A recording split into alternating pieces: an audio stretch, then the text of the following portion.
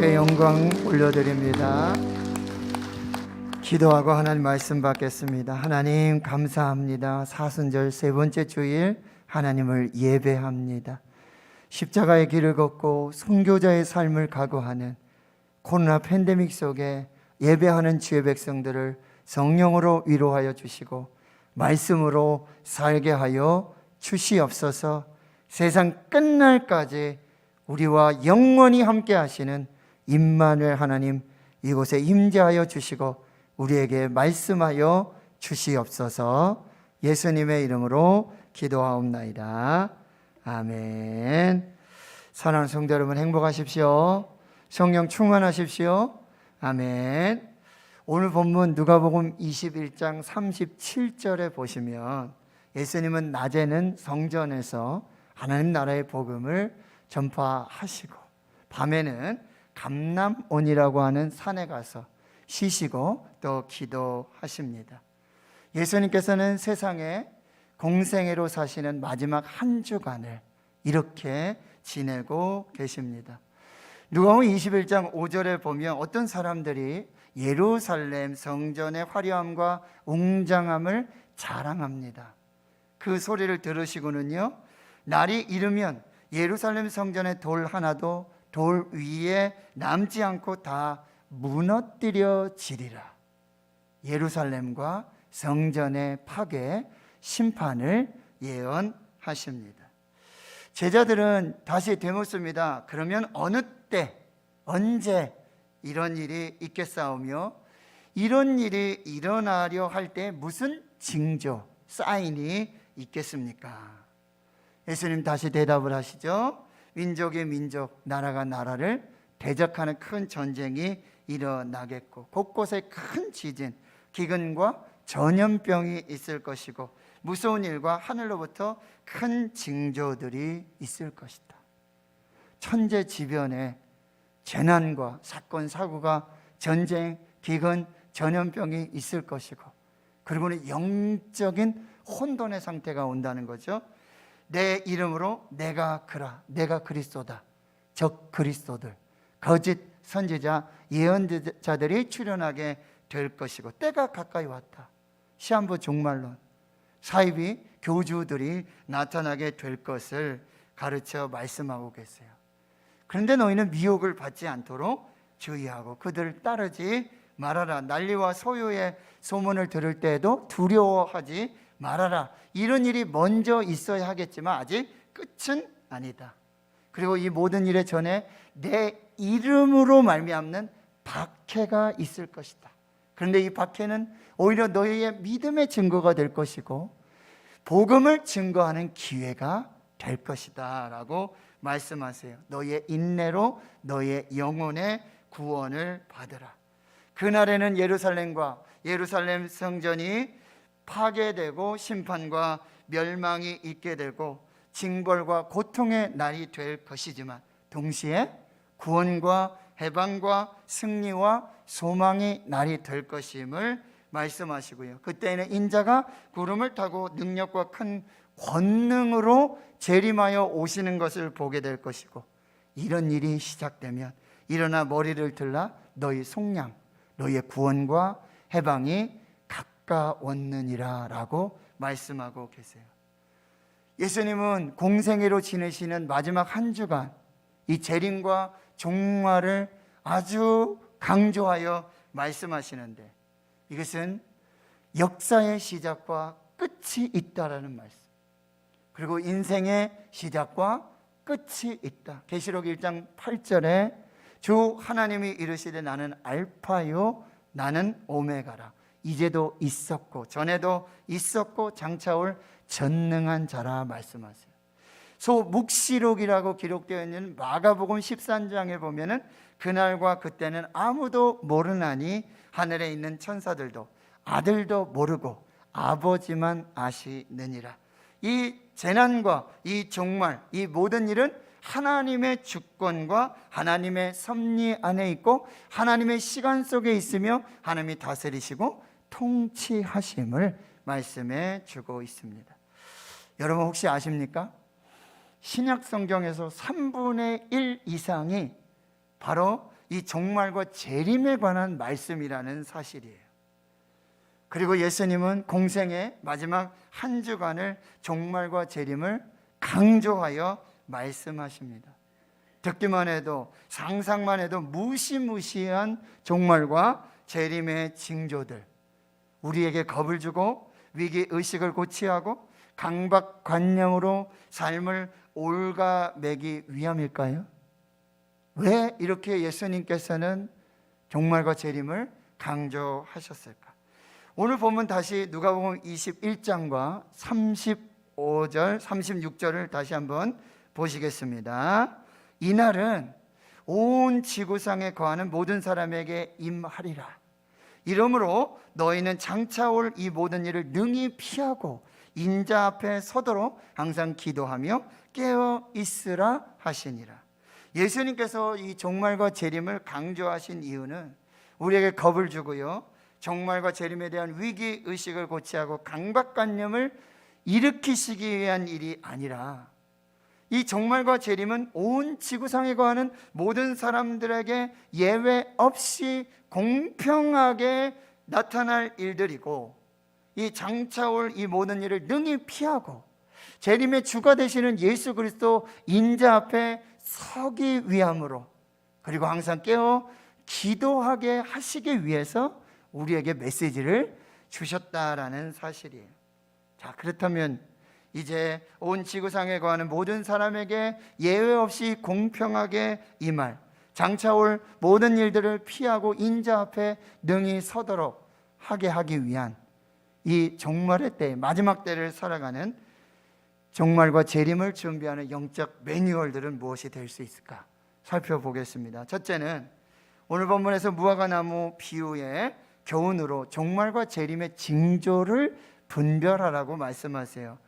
21장 29절 33절에 보면은 예수님께서 이 무화과나무 비유로 교훈을 하시는데, 이 무화과나무에 싹이 나고 너희가 그것을 보게 되면 여름이 가까운 줄을 자연히 아는 것과 같이, 너희가 지금 종말의 때와 재림의 때에 일어나는 모든 일들을 보거든 하나님의 나라가 가까이 온 줄을 깨달아 알라고 말씀하고 계세요.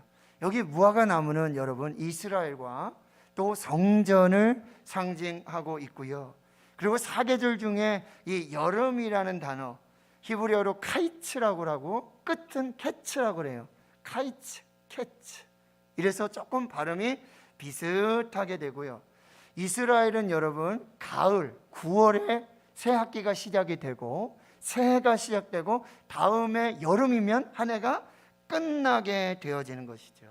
자연적으로 이 무화과 나무에 싹이 나고 잎이 무성한 여름이 오게 되어지면 이제 곧 열매를 맺고 추수할 종말의 때 끝이 오고 있음을 이 자연의 무화과 나무를 통해서도 알 수 있듯이, 이스라엘과 또 예루살렘의 성전의 파괴와 또 종말과 재림의 이 현상들을 보게 되어지면 너희들은 하나님의 나라가 가까이 온 줄을 알라, 이걸 분별하라고 말씀해 주고 계시는 것이죠. 무화과나무 비유의 교훈으로 세상의 종말과 예수 그리스도의 재림을 분별하는 영적인 안목과 통찰을 가지고 있어야 한다는 거죠. 예수님은 마태복음 16장 3절, 누가복음 12장 56절에서도요, 너희가 저녁에 하늘이 붉으면 날이 좋겠다 하고 아침에 하늘이 붉고 흐리면 오늘은 날이 굳겠다 하나니 너희가 날씨 천지의 기상은 분별할 줄 알면서 시대의 표적은 분별하지 못하느냐 라고 책망을 하게 되어지는 거죠. 이 무화과나무 비유를 통해서 교훈하시는 것은요, 세상의 종말과 예수 그리스도의 재림은 반드시 이루어질 것이고 그것도 하나님의 말씀대로 그대로 이루어질 것을 말씀하세요. 32절과 33절을 다시 보십니다. 내가 진실로 너에게 말하노니 이 세대가 지나가기 전에 모든 일이 다 이루어지리라. 성경에 기록된 모든 예언들이 그대로 다 이루어질 것이고 천지는 없어지겠으나 내 말은 없어지지 아니하리라. 여러분, 이 세상은 영원하지 않습니다. 끝이 있습니다. 이것이 진리이고요, 우리는 다시 영적 긴장의 끈을 놓지 말고 끝까지 긴장하는 삶을 살아야 될 것이고, 주님의 말씀은 단 한마디도 땅에 떨어지지 않고 1.1핵도 변함이 없이 말씀하신 대로 그대로 이루어짐을 우리는 믿어야 한다라는 사실이에요.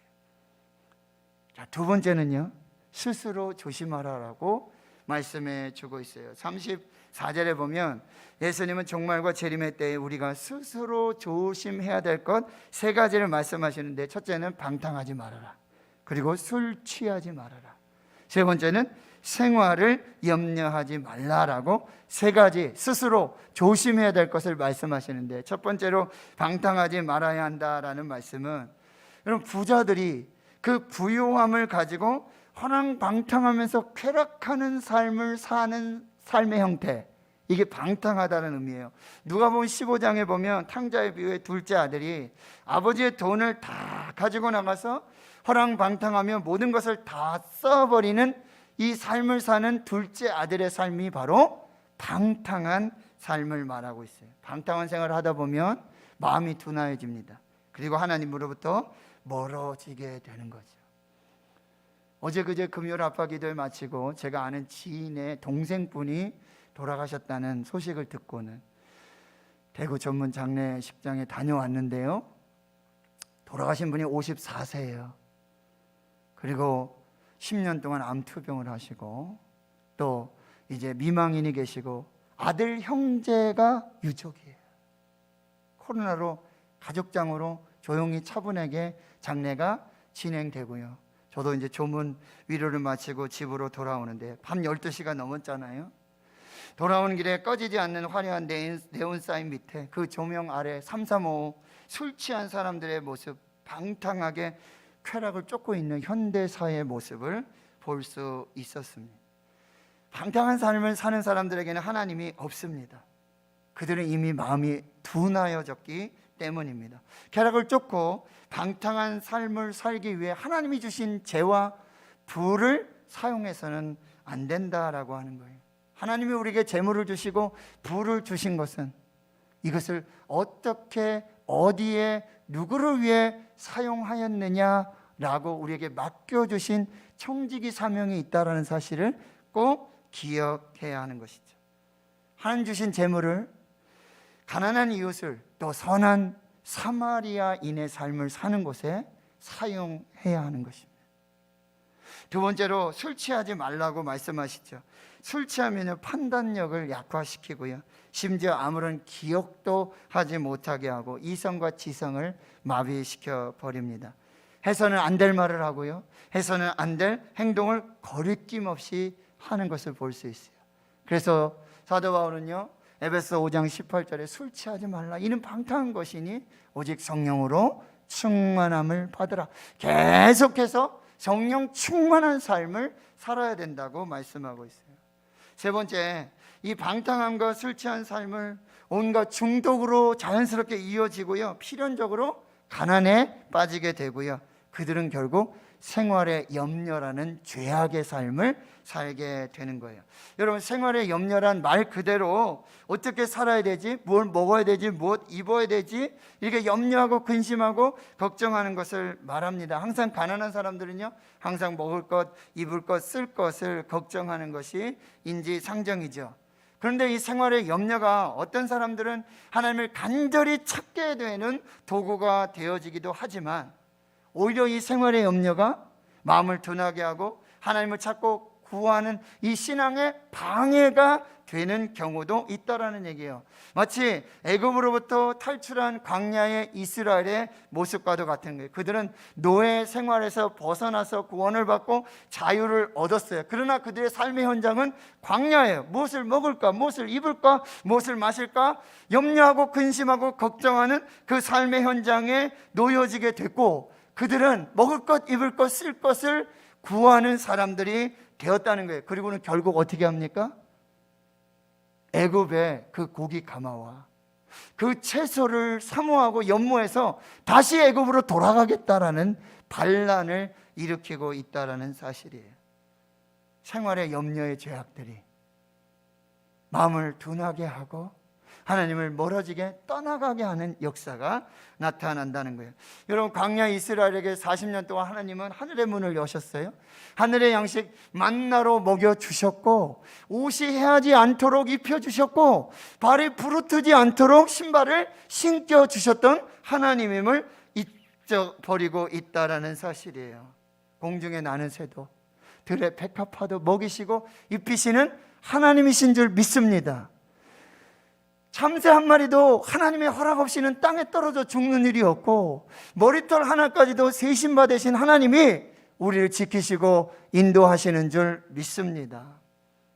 무화과 나무 교훈의 이 비유, 종말과 재림의 징조를 보고 듣고 실제로 경험하면서도 스스로 조심하지 않으면 방탕함과 술 취함과 생활의 염려로 마음이 둔하여지게 돼. 이 둔하여지다라는 말은요, 억눌리고 지배당한다는 말이에요. 둔한 마음은 세상의 쾌락과 중독, 삶의 무게로 잠식되어져가는 영혼의 상태를 말하고 있는 것입니다. 결국 하나님을 잊어버리고 하나님을 떠나 사는 모습이 되어지고, 뜻밖의 갑자기 덫과 같이 임하는 그 심판과 멸망을 맞게 된다라고 말씀하고 있어요. 누가복음 17장 26절에서 30절에 보면 노아의 때와 된 것과 같이 인자의 때도 그러하리라.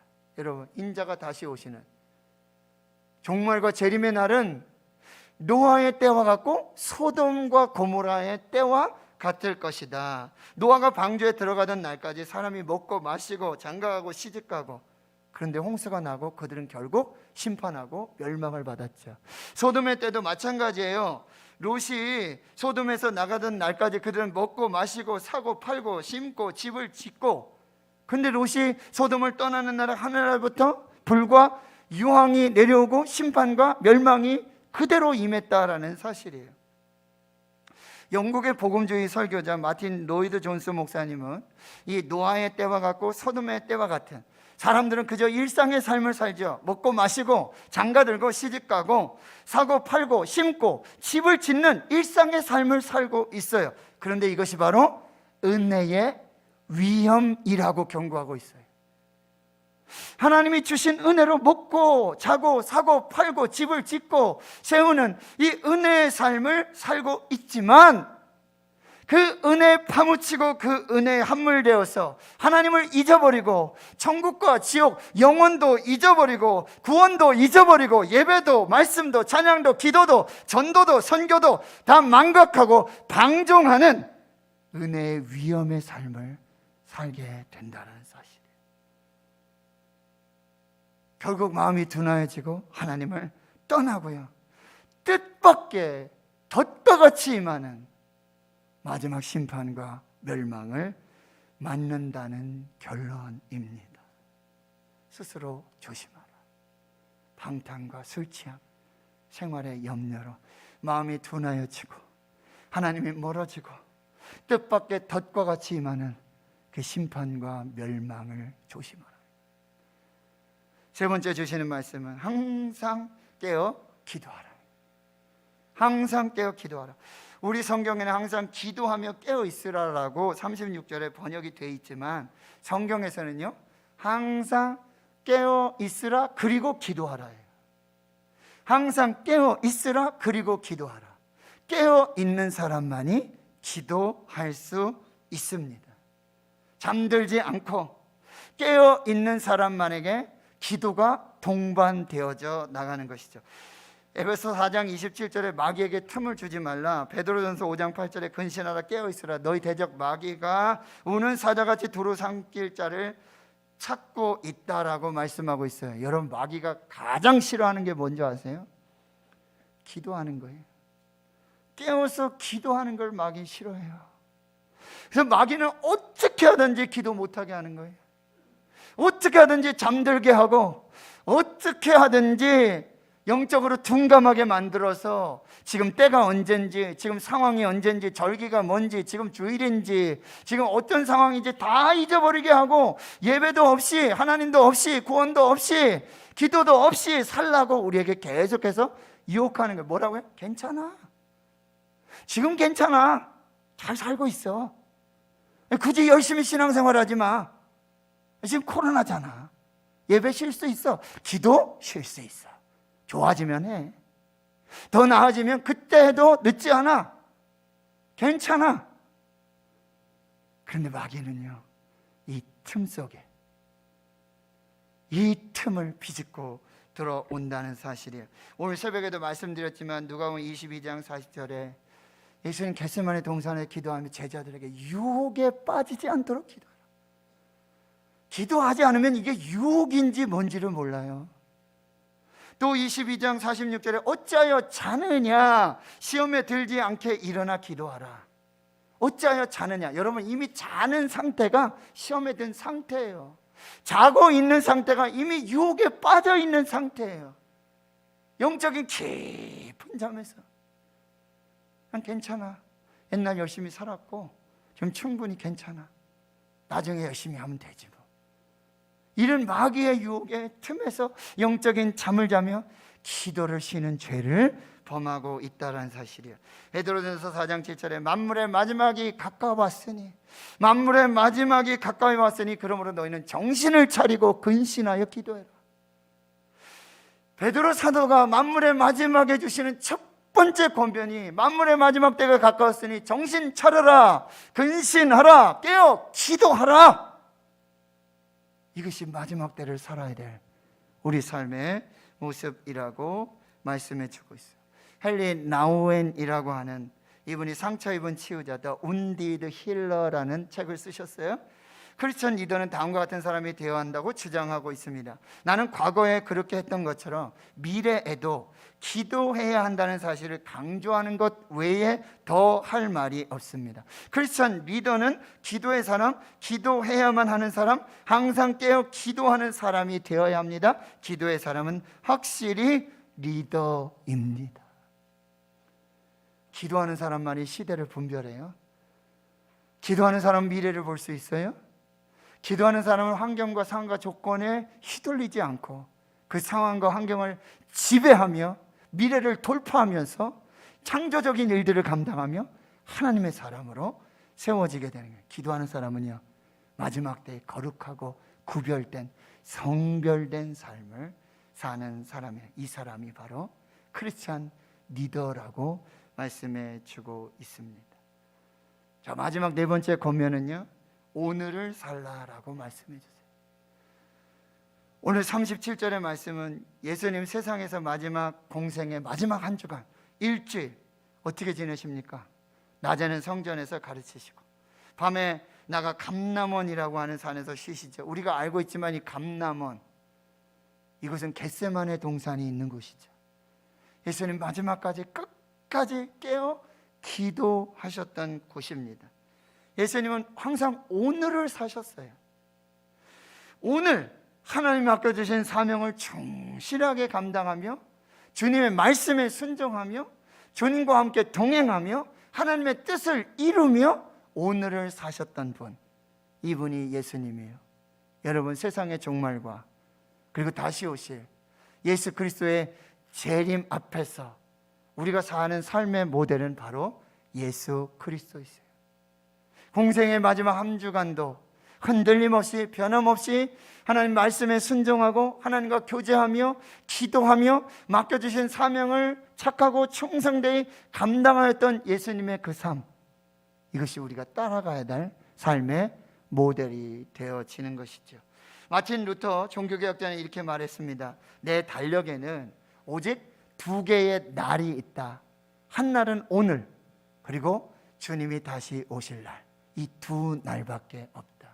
마더 테레사는 이렇게 말합니다. 어제는 지나가 버렸습니다. 내일은 아직 오지 않았습니다. 우리에겐 지금 오늘이 있습니다. 그러니 다시 시작합시다. 유대인의 지혜서인 탈무드에 나오는 이야기인데요, 랍비 여호수아라고 하는 사람이 있었는데 그가 하루는 메시아인 주님을 만나러 갔어요. 나의 주님, 나의 하나님, 당신에게 평화가 있기를.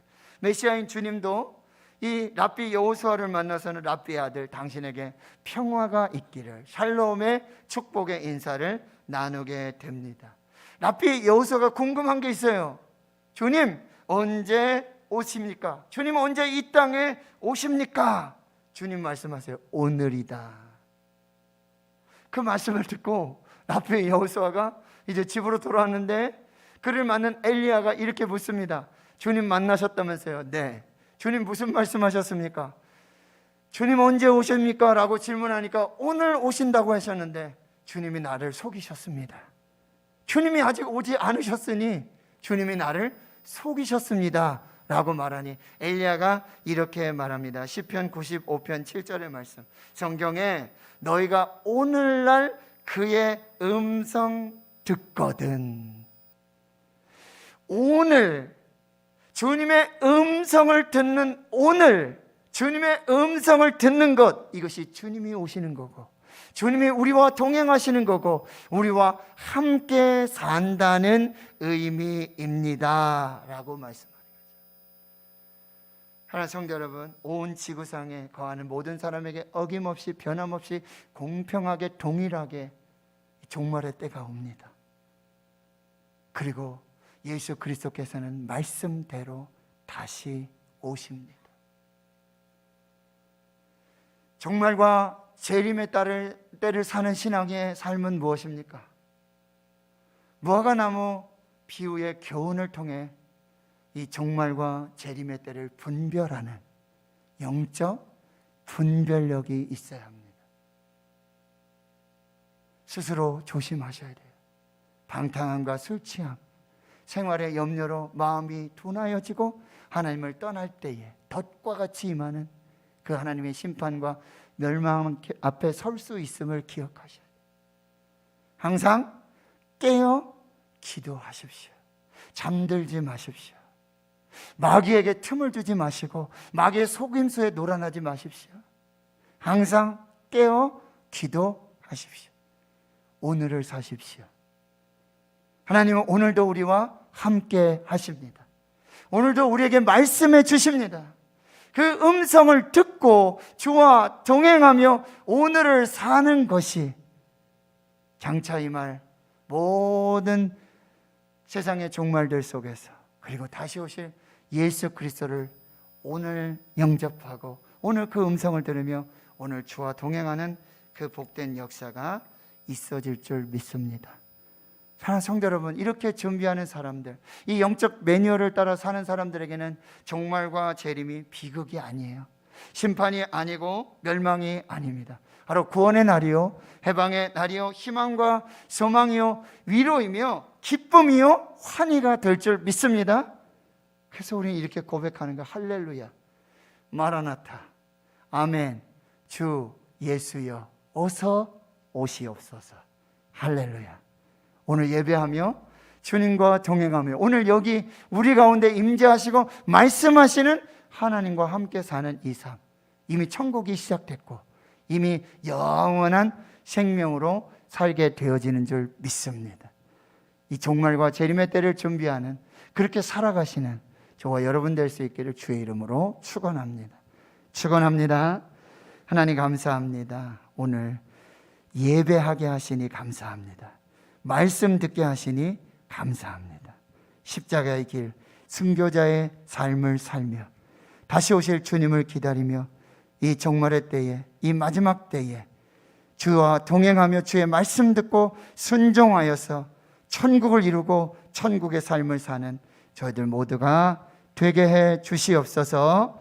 감사드리옵고 예수님의 이름으로 기도하옵나이다. 아멘.